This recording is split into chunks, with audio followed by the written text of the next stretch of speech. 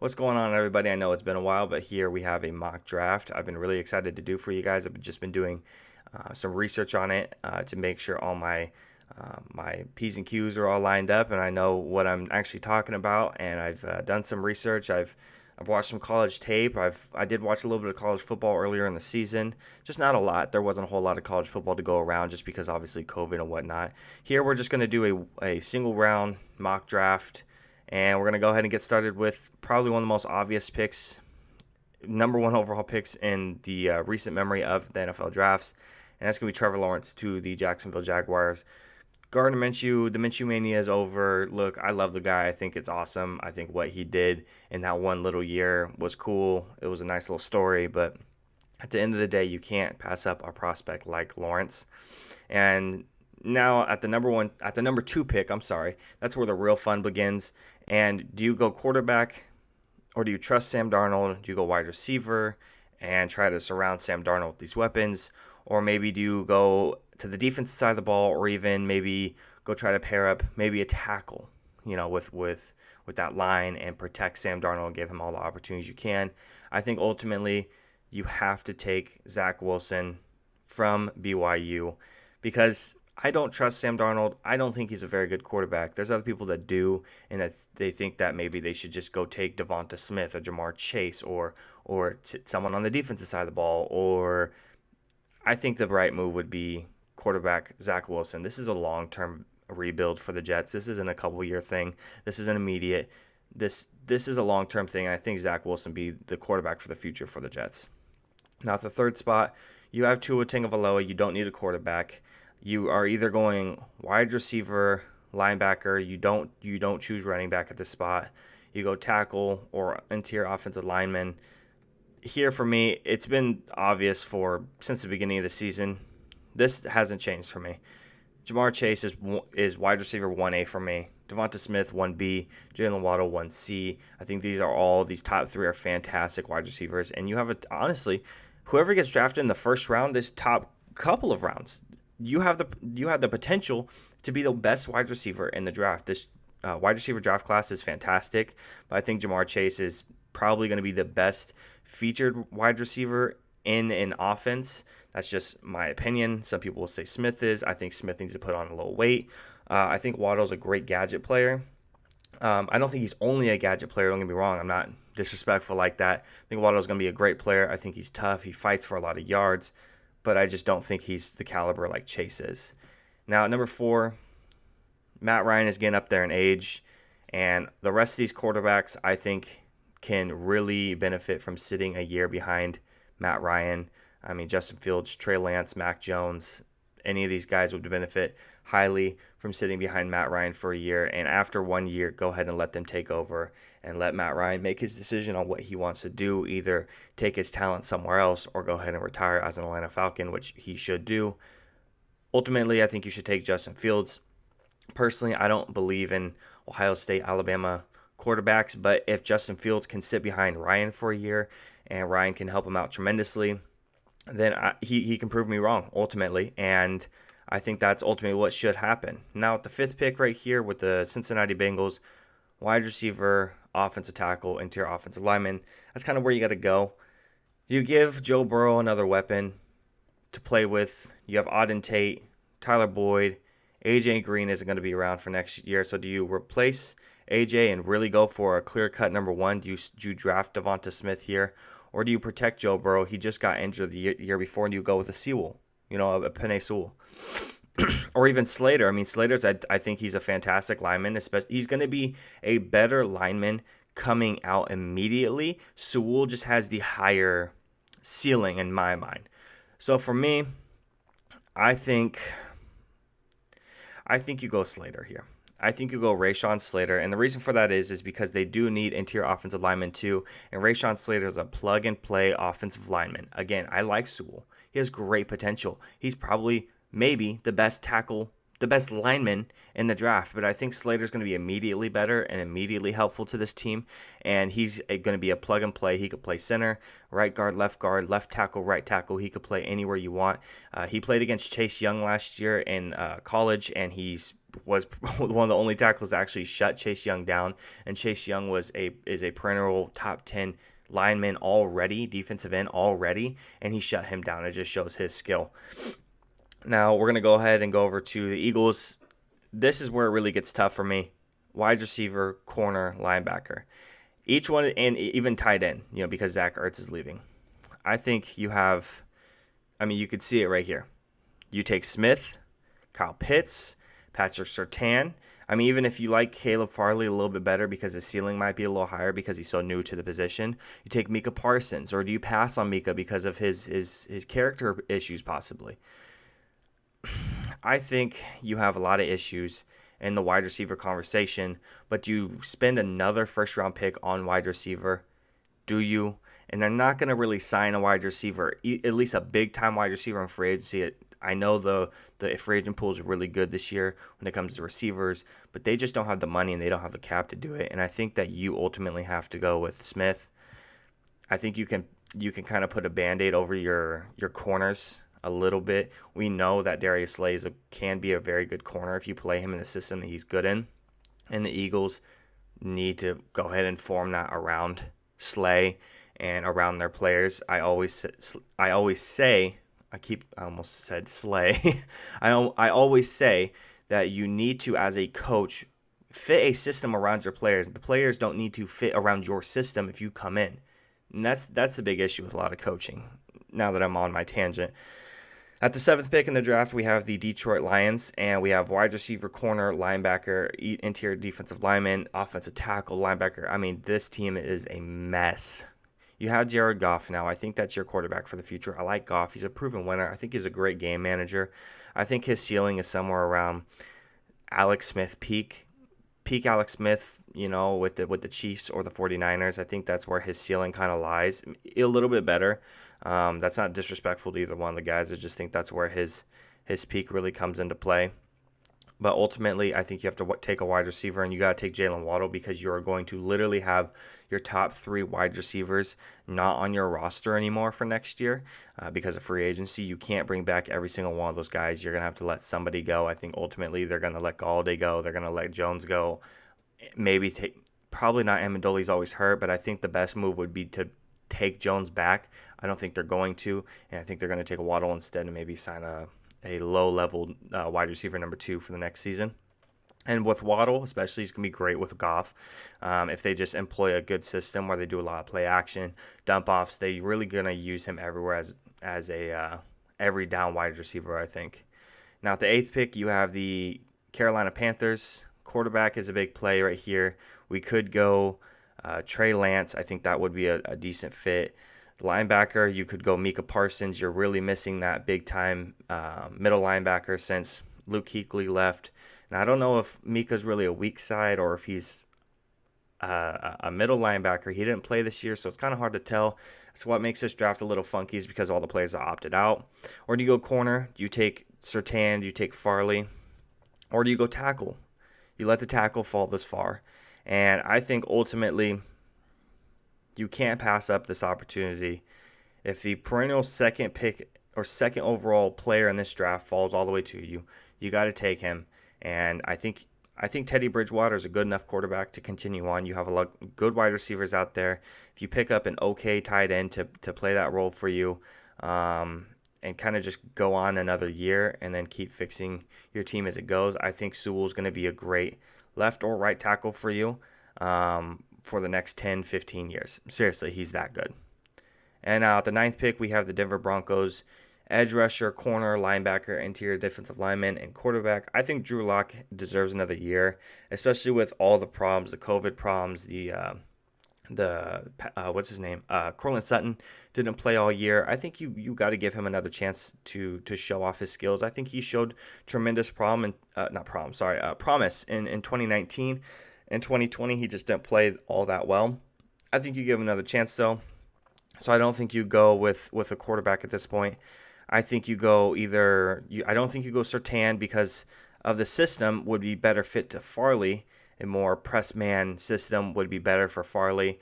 Or do you go linebacker for Micah Parsons? Or I like this pick is Joseph Osai. He's an edge rusher, but he's more of an outside linebacker, especially with Von Miller making so much money. And now we're up in the air on Von Miller because of his investigation. I'm not sure what he's under investigation for. I just saw that he was being investigated by officials for some whatever reason. So ultimately, though, I think you go Caleb Farley.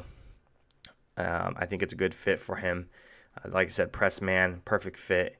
And now we're at number 10 for the Cowboys. Personally, I'm a Cowboys fan, and this would be the best situation for us this draft right here because the best player that we would want is Patrick Surtain. We need an island corner. We don't have any really. Trayvon Diggs and Patrick Surtain, they used to play Alabama together, and I think that'd be a good storyline. And I think Trayvon showed a lot of promise last year. I think you might lose Chidobe Awuzie. I think you got to re-sign him back, maybe play him in the slot a little bit. He's a good slot corner. He's a good outside corner. He's a little bit of do-it-all because you don't want to just throw Surtain back out there and put him on an island all by himself. Same thing with Trayvon. He was up and down, especially with the injuries, but I think he shows great promise, but I think Surtain's probably the best pick here.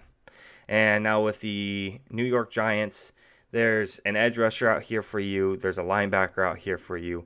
No more wide receivers. I think if Waddle would fall down to New York, that would be the perfect fit for him because he's an elite separator, and that's what they need. But ultimately, I think your biggest need, it comes down to who do you lose in free agency.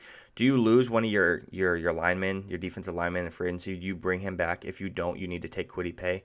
But if you do, you take Micah Parsons. And right now, I say they should bring him back. They'd be stupid not to bring him back. And they take Parsons at number 11. Now, we are at the 49ers. And now with all the up and down talk of Jimmy Garoppolo and letting him go, trading him, I mean, Kirk Cousins has been linked to the 49ers. Deshaun Watson's been linked to the 49ers. Everybody's been linked to the 49ers in terms of quarterbacks. And I think ultimately, if a guy like Trey Lance is still sitting there, I think you take him. I think it's it's an interesting pick. I think it's a controversial pick because you could take a corner. J.C. Horn is a good man-to-man corner. I really like what he brings. Or he's a press zone corner more, but I really like what he brings to the table as a player. And maybe it's a little bit of reach for him. Obviously, this board, he's ranked 21st. I still think that'd be a good pick. And if I was a 49ers fan, I wouldn't be mad at it. But here, North Dakota State quarterback Trey Lance, I think, would be probably the best fit for the Niners. Now, offensive lineman, super easy for me. You got to go left tackle Christian Darrisaw for the LA Chargers. LA Chargers still sounds funny to me. I think you got to go left tackle, though. Their line is tremendously horrible. It's atrocious. It's bad, and you got to protect the elite quarterback that Justin Herbert will be. And I think Darrisaw is going to be just a good pick for the next, or good tackle for the next 10 years for this team. So you got the Minnesota Vikings now, interior defensive lineman, interior offensive lineman, safety, because they might lose one of their safeties, and they're talking about possibly trading. They're talking about trading possibly Harrison Smith. They need offensive tackle. And ultimately, I think this is probably a good spot for Cosme as a right tackle is a pretty good spot for me, in my opinion. And it's hard, Elijah Vera-Tucker, but that's more of a reach. Safety, there's not really a safety that you would take in the first. Trevor Moore is a decent safety, and then you have Javon Holland. I think Richie Grant's probably a better safety, but that's just my opinion. But they're very similar players. But I think ultimately you got to go Samuel Cosme. Now, this is going to be the best case scenario for the Patriots. For me, it's either Kyle Pitts, who I'm taking, or it's Mac Jones, because what Mac Jones needs was one of two things. He needs either Bill Belichick, or he needs a quarterback who's extremely good and extremely knowledgeable to help him through for the first 1 to 2 years. Mac Jones needs to sit for 1 to 2 years before he starts. The kid is not ready to start right now. I don't care what anybody says. I don't care how he looked at the Senior Bowl. I don't care how he looked in the National Championship. Alabama quarterbacks are not good, and you cannot tell me differently. Ever. Ever, ever, ever. You cannot tell me differently. So now we have a little bit of a fall right here. We have Kwity Paye falling to the Cardinals, and they do need an edge rusher, but I don't think he's the right edge rusher for him because of the system that he plays in. I think for me personally, this is going to be a J.C. Horn spot, or this is going to be a Joseph Osai spot because I think who is it? Hassan Reddick is up for contract, I believe, and also it could be a Travis Etienne spot because I also believe Kenyon Drake is up for contract also. So it's who do you bring back? Who do you bring back? You bring back Kenyon Drake, you draft Etienne, and you don't bring back Drake and you draft Etienne. Do you not bring back Hassan Reddick and you draft Osai? Personally, I think Osai is probably the better fit for them. I know they need corner pretty badly, and I wouldn't be mad about a J.C. Horn spot. Someone arguing with me about J.C. Horn, I totally agree with you. I think they need corners, especially with Patrick Surtain is not a very good corner at all. They do have that other kid out there. His name is leaving my head right now, but I think that's a good fit. And for me, this one's pretty easy too. Kwity Paye falls to the to the Raiders. I think you got to take him. I think it's pretty open shut case. They need edge rushers and they need someone to a guy who could put their hand in the dirt and put pressure on the quarterback, and I think Kwity Paye is that guy.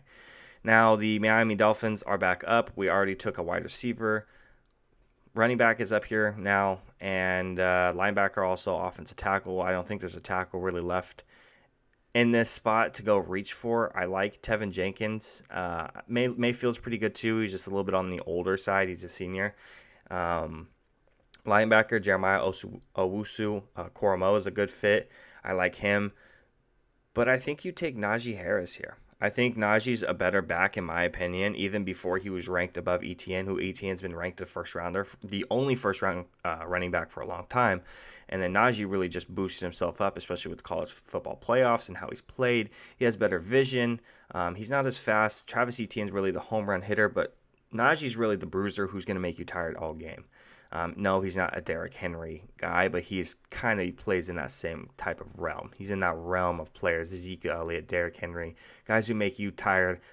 You just basically pound your face in for 4 quarters and you eventually let off a big run because you're exhausted from getting hit. Now here, quarterback, offensive tackle, and wide receiver for the Washington Redskins. Do we reach on Rashad Bateman, I don't think is a good fit. I think best fit here is probably Kadarius Toney for this team, but I don't think you reach that far up, and I don't think you reach that far up for Mayfield either. And this is going to come down to because of how quarterbacks are valued. And I said before that Mac Jones needs to sit a year or two behind a smart, knowledgeable quarterback to help him out. And I think ultimately that's what's going to happen here is Mac Jones to the Washington Redskins sit behind Alex Smith. Is he going to be Patrick Mahomes 2.0? No, but that's who he's going to be compared to if he gets drafted to Washington because Patrick Mahomes sat behind Alex Smith for a year before playing. And Patrick Mahomes raves about Alex Smith and how much he helped him consistently and how great he was for his development. And I think this is a fantastic pick for the Washington Redskins. Now next, the biggest need is quarterback. There's not another quarterback to take here in the first round. Again, you're not going to reach all the way down here for Kyle Trask. I felt like I had dyslexia for a second. Excuse me. I think the best fit right here, though, is you're going to go ahead and you're going to reach up a little bit, and you maybe take Mayfield, but I think Bateman's going to be the best pick for you guys because you're probably going to lose Allen Robinson. If I'm Allen Robinson, I'm not signing with the Bears. If you throw enough money at me, maybe I'll think about it, but I still don't. Personally, I won't. Now here at the Indianapolis Colts, this one's pretty easy for me too. I think you take J.C. Horn. You need a corner, and I think J.C. Horn in a press zone situations, he's fantastic. I think he's going to be a great island corner and someone that you can trust on the outside, and that's exactly what the Colts need. Now, you need linemen. Bad. Tennessee Titans. Really, really bad. And so here, clearly, we don't see any guys. Gregory Rousseau is an edge rushers. I'm not a huge fan. Jalen Phillips, I like a lot because he can play with a hand in the dirt and a 4-3, or he could play standing up in a 3-4. I do really like him. But I think you're going to go ahead and you're going to take a run stopper and Christian Barmore. and I think that's probably going to be the best fit for you guys. Who's a run stopper, I not even close to his ceiling. I think he'd be a fantastic player if he can get more playing time. Because when he does play, when he was at Alabama, he played fantastic. He just didn't get a lot of playing time, and you can't use that against him. You use it in his advantage because he was not getting that much playing time. New York Jets, back at the top for them. We are wide receiver, corner, edge, running back. You got Frank Gore leaving the team potentially. That was your only running back, which is pretty sad. You protect, or you can also go ahead and get a tackle, potentially a lineman. I don't know why I keep going back to that. I just like protecting the quarterback. Terrace Marshall, Kadarius Toney. I think Kadarius Toney's not a great fit out there. Terrace Marshall is a pretty good fit for the New York Jets. You can go corner too, but I think ultimately Travis Etienne to the Jets, so it's going to be fantastic. You want a home run hitter, a guy who could really get the offense going, give life to maybe a stalling offense, and that's going to be the guy to go for is Travis Etienne. Plus, that's the best running back available. Offensive tackle, you're not bringing back Villanueva. I think that one's pretty easy for me. I think you have to probably bring in Jalen Mayfield. Again, pretty easy. Nothing really to talk about right there. I think that's probably the best fit, especially since your line is getting old too. You're probably going to need to invest a handful of draft picks into linemen who need to develop, and when the other linemen get old that you have now currently, other linemen can step up and fill those roles seamlessly. Now, for the Jacksonville Jaguars, another team that we're back to, this one, do you protect Trevor Lawrence? You need to. You definitely need to. Corner, I don't know if there's really another corner that's worth taking in the first round. Maybe if you want to reach on Asante Samuel Jr. Eric Stokes, I like. He's fell in the draft considerably, but I still like him as maybe a late third. A late first or early second. I really like. They do need a safety. This might be a Trevor Morak situation. You do need a tight end, but I think you could probably get Pat Freiermuth in the second or third even. I think you probably take him in the second. But ultimately, you go ahead and you reach on Tevin Jenkins or Liam Eichenberg. I like Eichenberg a little bit better just because he's a better swing tackle, in my opinion, than Tevin Jenkins. Nothing against Tevin Jenkins. I think he's a good player. I just like Eichenberg. Plus, I love Notre Dame when they produce linemen because they're just a factory for them.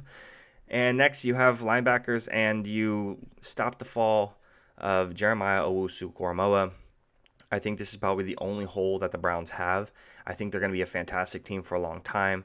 I mean, people have been calling this for this team to be really good for a long time, and they finally put it all together, went to playoffs and went, decently deep in the playoffs too, beating the Pittsburgh Steelers. And I think they're going to do extremely well next year. I mean, we're talking divisional, even maybe AFC Conference Championship next year. And especially with the addition of Koramoah, he could definitely bring it to them.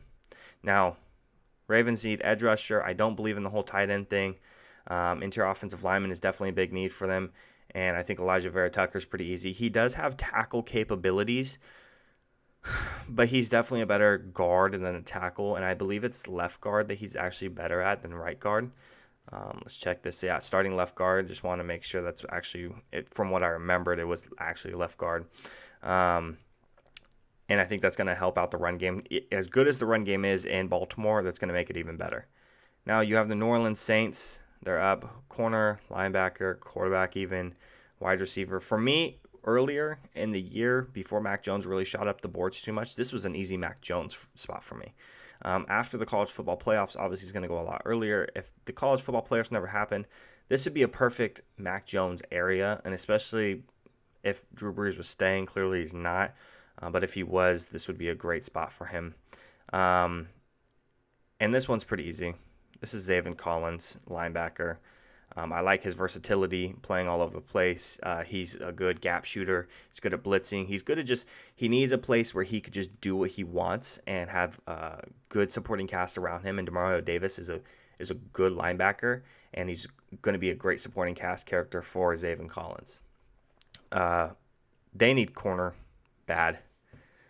Green Bay Packers need corner really bad. I'd love to say wide receiver right here and maybe go after Kadarius Toney, Terrace Marshall. Kadarius Toney is definitely super interesting to me. He reminds me of like a Randall Cobb plug and play type guy. when Randall Cobb was obviously on the Packers. That's kind of who he reminds me of. But Kadarius Toney he's obviously way more explosive than Randall Cobb, and he's like the human joystick type situation, and I think that's pretty exciting for the Packers. I'd like to say this. I'd like to say Tevin Jenkins. But Asante Samuel's sitting there too, and I think you need him really bad. But ultimately, the Kadarius Toney thing is a little bit too intriguing for me, and I think that's going to be a really good spot for him. Corner, again, really bad. And before Shaun Wade really started sucking it up this year, this was a Shaun Wade spot for me. Obviously, Shaun Wade was supposed to be a high number one, high first round guy. Now he's talking about second or third round guy, which I think is highly disrespectful. Shaun Wade is a fantastic slot corner. If you play him in the slot, don't play him on the outside like he was last year. It was the stupidest decision he would have made. And imagine if Shaun Wade sat out last year. Imagine if he sat out last year, right? He comes into this draft. I mean, we're talking about him being drafted around here. I mean, we're talking about the Cowboys drafting Wade instead of Surtain. Crazy thing to think about. But you have Asante Samuel sitting here. You have Nick Bolton sitting here. You have Tevin Jenkins sitting here. Gregory Rousseau sitting here. I think you have a lot of options. And I think the line is a little bit more important for me. I think Gregory Rousseau is a good fit for the Buffalo Bills. I think he brings what he needs. I think they do need more run stopper type situation, but I think Rousseau can fit that role pretty well. Now, you edge rusher, you basically need linemen, defensive linemen for the Bucks, and if you want somebody to rush the quarterback, and also wide receiver. If you want someone to rush the quarterback, I think the good pick right here, in my opinion, was interior defensive lineman. Right here. Davion Nixon's a good rushing interior defensive lineman. And I think, obviously, Levi, I'm not even going to try that one. I've tried that one about 100 times, and I can never say his name. I like him. He's flown up boards considerably, too. I liked him in the third to fourth range, but now he's flown up boards considerably to, like, the second round range. Davion Nixon's a great rushing interior defensive lineman. I think that'd be a good fit for them. There's not really any rushers. Jalen Phillips is a good one too, but he's more of a rusher, and I think that'd be fantastic for him. But I think maybe they do bring Ndamukong Suh back. I think that'd help. But with losing Chris Godwin, I think Terrace Marshall is probably going to be the move for them. It's probably going to be on the forefront of their mind, even though they could use Jalen Phillips. I think Terrace Marshall is going to be the pick right there. Wide receiver, interior offensive lineman, linebacker, offensive tackle, backup tight end, clearly not going to be the move here. Yeah, you don't really need any edge rushers. You definitely need a line because Patrick Mahomes just didn't get the help that he needed this past season on the protection side of it. He was really delayed on being able to get time. I know that's kind of a weird way to say it, but he really didn't get the time that he needed this season. And I think another offensive tackle would be a fantastic fit to protect Patrick Mahomes and give him the time he needs to just go insane, because every quarterback needs that. They need him to go insane. This is the draft. This is the end of it. If you want to go and take a look over this, pause where you want to. If you didn't watch the whole thing, if you just kind of skip to the end, this is it. This has been a lot of fun, you guys. I mean, I think this draft can go 100 ways. I mean, just think about it. You don't go Slater, you go Sewell instead. And you don't go Smith here, you go Surtain instead. The Cowboys don't get Surtain, maybe they get Slater instead. I mean, you got about a million different ways this first round alone can go. If you guys want any more content when it comes to the mock drafts, I'm going to do one after free agency because that's going to really give us a lot of answers on what teams or what they're going to go for. Per se, let's say the Giants, they don't bring back their really good line.